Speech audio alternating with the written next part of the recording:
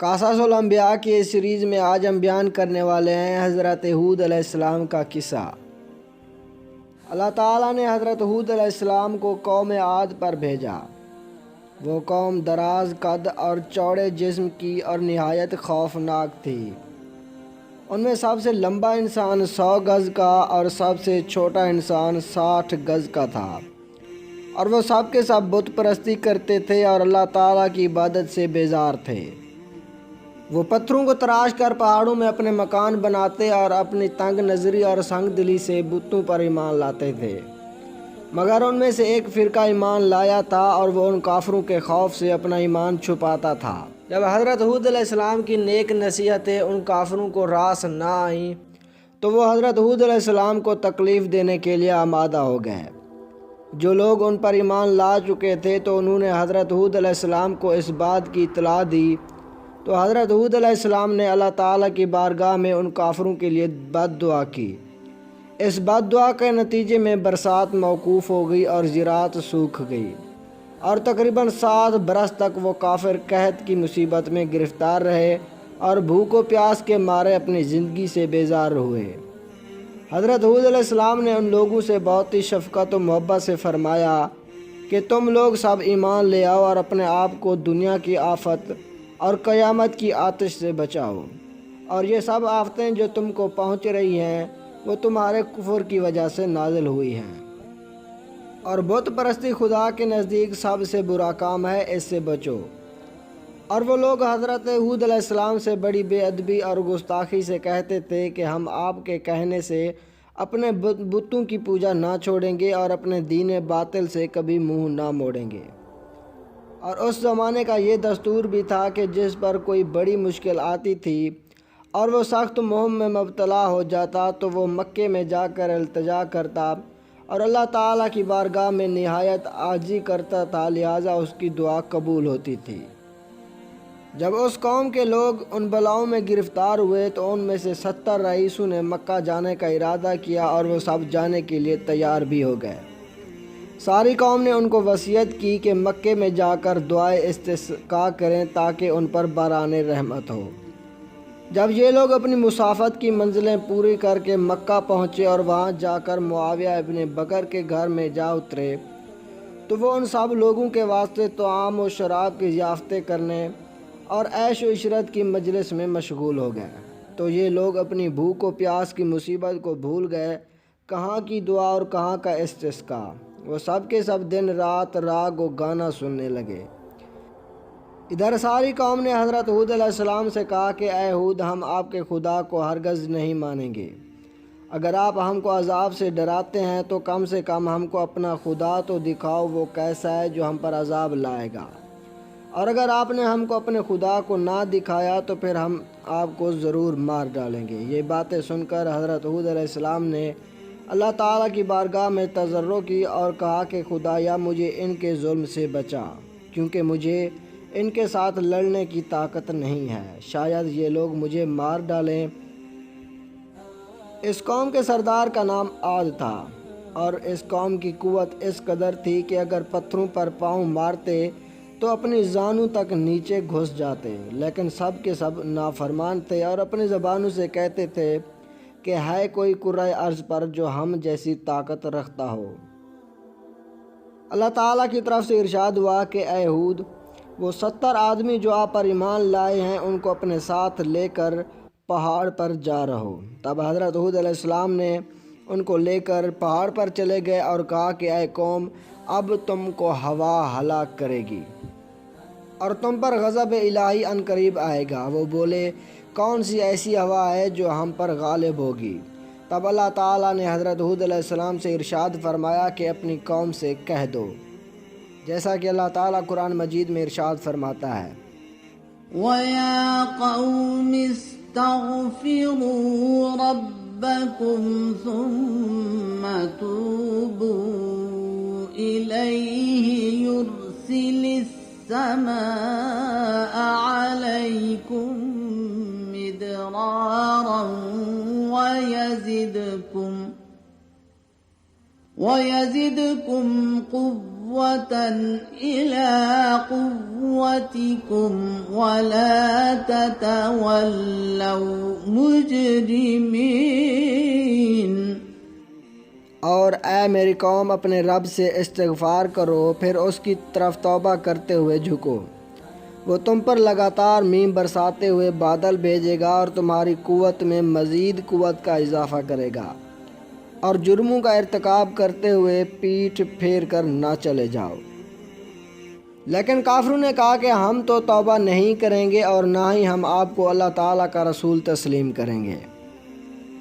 ایک روایت میں آتا ہے کہ 7ویں زمین پر ایک ہوا ہے اور اس کا نام ریح العقیم ہے، اور 70,000 زنجیروں سے اس کو باندھے رکھا ہے، اور 70,000 فرشتے اس پر محافظ اور موکل ہیں۔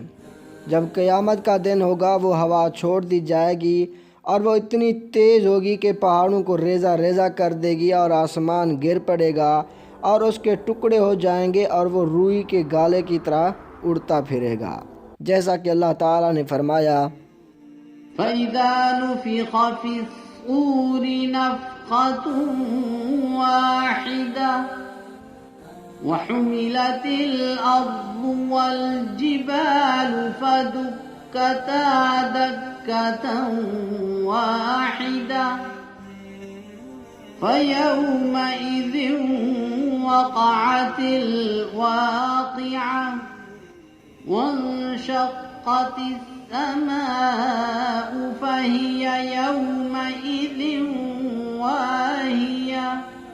پس جب سور میں ایک ہی زوردار پھونک ماری جائے گی اور زمین اور پہاڑ اٹھائے جائیں گے اور یک بار ریزہ ریزہ کر دیے جائیں گے، پس اس دن ضرور واقع ہونے والی واقع ہو جائے گی اور آسمان پھٹ پڑے گا، پس اس دن وہ بودا ہو چکا ہوگا۔ حکم ہوا کہ اے فرشتوں وہ ہوا قوم عاد پر کچھ دیر کے لیے چھوڑ دو۔ تب انہوں نے عرض کی کہ اے جبار عالم کس قدر چھوڑ دیں؟ حکم ہوا کہ گائے کی ناک کے نتنے کے اندازے سے چھوڑ دو۔ انہوں نے پھر عرض کی کہ یا رب العالمین اس مقدار سے تو سارا عالم ہی برباد ہو جائے گا۔ تب حکم ہوا کہ سوئی کے سوراخ کے برابر چھوڑ دو۔ جب انہوں نے تعمیل خدا کو بجا لاتے ہوئے اس ہوا کو سوئی کے سوراخ کے برابر چھوڑ دیا تو وہ ہوا مانند ابر سیاہ کے پہاڑ کی طرف نکل آئی۔ اس ہوا کو دیکھ کر قوم عاد بہت خوش ہونے لگی اور کہنے لگی فَلَمَّا رَأَوْهُ عَارِضًا مُسْتَقْبِلَ أَوْدِيَتِهِمْ قَالُوا هَذَا عَارِضٌ مُمْطِرُنَا بَلْ هُوَ مَا اسْتَعْجَلْتُمْ بِهِ رِيحٌ فِيهَا عَذَابٌ أَلِيمٌ۔ پس جب انہوں نے اسے ایک بادل کی صورت میں دیکھا جو ان کی وادیوں کی طرف بڑھ رہا تھا تو کہا یہ ایسا بادل ہے جو ہم پر بارش برسانے والا ہے، نہیں بلکہ یہ تو وہی ہے جسے تم جلد مانگا کرتے تھے، یہ ایک ایسا جھکڑ ہے جس میں دردناک عذاب ہے۔ اور جب ان بادلوں سے ہوا نکلی تو کافروں نے کہا کہ اے ہود آپ نے تو خوشخبری پہنچائی ہے کہ جس سے ہم تر و تازہ ہوں گے۔ ہود علیہ السلام نے فرمایا کہ اے کافرو ذرا صبر کرو، اللہ تعالیٰ کی طرف سے تم پر عذاب پہنچنے والا ہے۔ وہ اس خبر کو سن کر تقریباً 7 لاکھ مرد 3 پہاڑوں کے دامن میں جا رہے جہاں ہوا کی راہ ایک طرف سے بھی نہ تھی، اور یہ سب آپس میں ایک دوسرے کا ہاتھ پکڑ کر اور اپنے پاؤں کو گھٹنوں تک زمین میں گاڑ کر بیٹھ گئے، اور زن و مرد بچے 4 پائیوں کو اپنے بیچ میں لے لیا، اور یہ کہتے تھے کہ 3 طرف تو ہمارے پہاڑ ہے اور ایک جانب ہم سب ہیں، دیکھتے ہیں کہ کون سی ہوا ہے کہ ہمارے بیچ سے گزرتی ہے اور وہ ہم پر کس طرح زور کر سکتی ہے۔ جب متکبروں نے اپنی قوت کا غرور کیا تو اچانک ایک گرجنے کی آواز آئی اور ہوا نے اس قدر زور کیا کہ مکانات وغیرہ سب کو کھود کر پھینک دیے اور تمام تعمیرات برباد ہو گئیں، جیسا کہ اللہ تعالیٰ نے فرمایا سخرها عليهم 7 ليال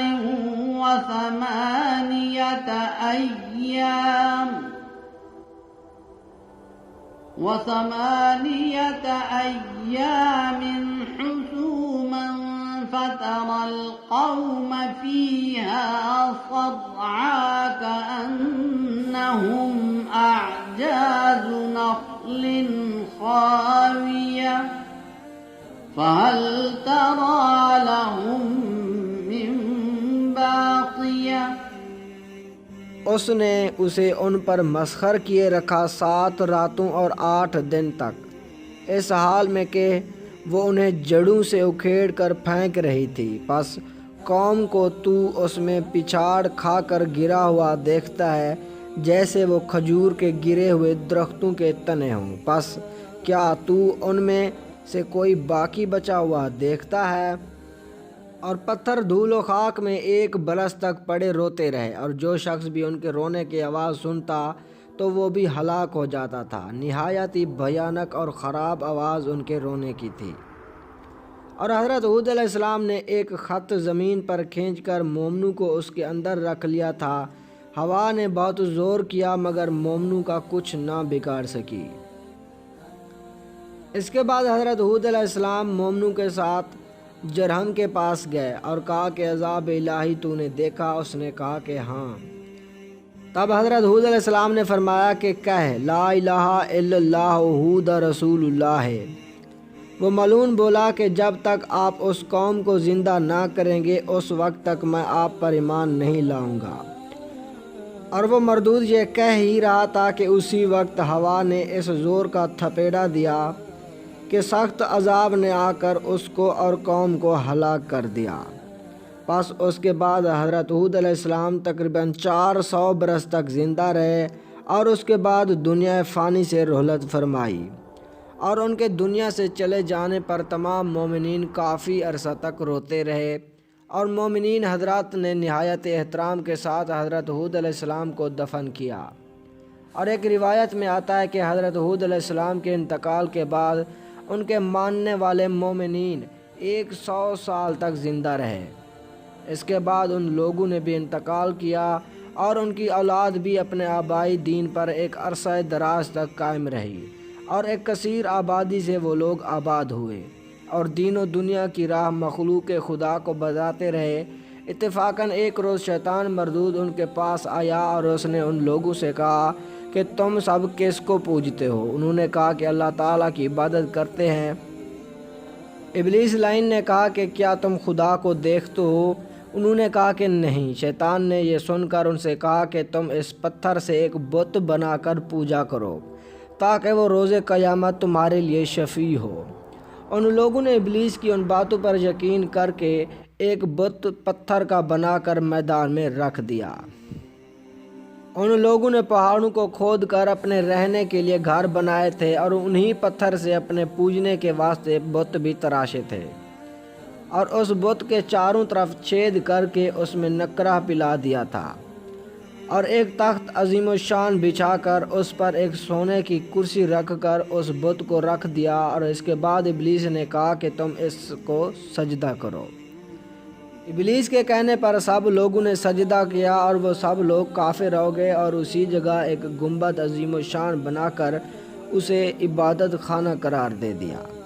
اس کے بعد اللہ تعالیٰ نے ایک مچھر کو بھیجا، اس نے اس گنبد کو چھید کر کے بت کے اندر جا کر خورتوم اپنا اس کے سر میں چبھو کر کرسی سمیت اس کو اٹھا کر دریائے محیط میں ڈال دیا۔ تمام کافر یہ حال دیکھ کر بہت پریشان ہوئے اور کہنے لگے کہ اب ہم کس کو پوجیں گے۔ اس کے بعد اللہ تعالیٰ نے اسی قوم کی طرف حضرت صالح علیہ السلام کو بھیجا۔ انشاءاللہ ہم اپنی اگلی ایپیسوڈ میں حضرت صالح علیہ السلام کا قصہ بیان کریں گے۔ اگر آپ اس سے پہلے والی ایپیسوڈ دیکھنا چاہتے ہیں تو ان کا لنک ڈسکرپشن میں موجود ہے۔ ویڈیو پسند آئے تو اسے لائک ضرور کر دیجیے گا، اور اگر چینل پر نیو ہیں تو چینل کو سبسکرائب بھی ضرور کر دیجیے گا۔ ملتے ہیں اگلی ویڈیو میں، تب تک اللہ حافظ۔